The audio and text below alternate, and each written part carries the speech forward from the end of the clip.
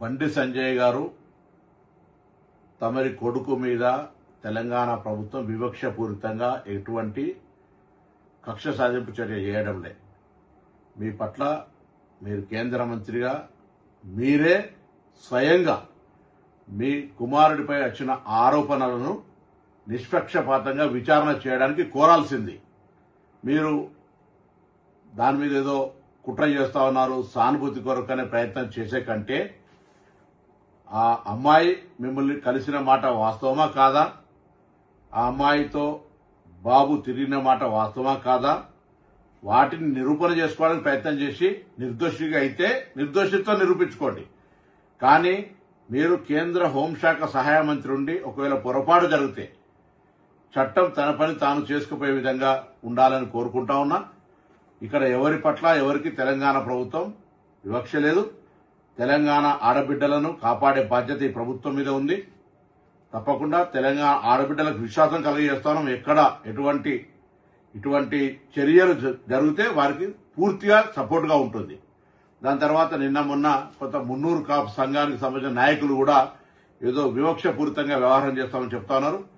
నాకున్న సమాచారం మేరకు ఆ అమ్మాయి కూడా సేమ్ మున్నూరు కాపు వర్గానికి సంబంధించిన అమ్మాయి అని తెలిసింది. కాబట్టి ఇందులో ఎవరిని బ్లేమ్ చేయడానికి వాడుతున్నటువంటి అంశం లేదు ఇందులో.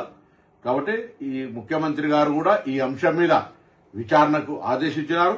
నిన్న ప్రధానమంత్రి గారి ప్రోగ్రాం ఉండడం వల్ల అందరూ కూడా అదే ఏరియాలో ఉండడం వల్ల కొంత ఒక రోజు ఆలస్యమై ఉండొచ్చు. కానీ ఆ కన్సర్న్డ్ డీసీపీ లేడీ ఆఫీసర్ తోటి విచారణ కొనసాగుతోంది.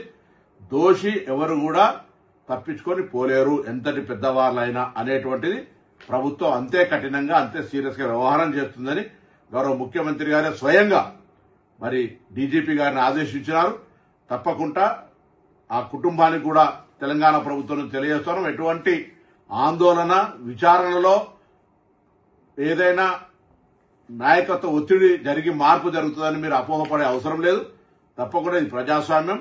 మీకు జరిగినటువంటి అన్యాయంగా మీరు అది ఒకవేళ తప్పకుండా అటువంటి సంఘటనలు జరిగి ఉండుంటే దోషి మీద ఎటువంటి శిక్షకు వెనకాడిగే ప్రశ్న లేనేలేదు.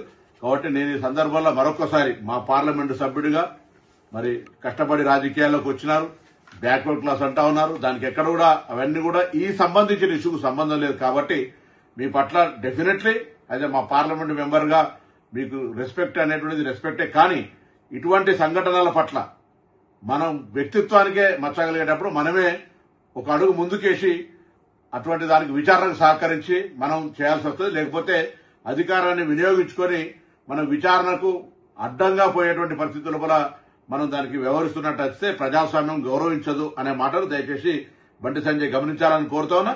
నేను అదేవిధంగా పోలీసు అధికారులను గౌరవ ముఖ్యమంత్రి గారి ఆదేశాల మేరకు మరొకసారి సీరియస్ గా ఆదేశిస్తాను. వెంటనే ఎటువంటి వివక్ష లేకుండా పూర్తి స్థాయి విచారణ జరిగి దోషులు ఎవరైనా సరే కఠినంగా శిక్షించే విధంగా ఉండాలని సందర్భంగా కోరుతా ఉన్నా.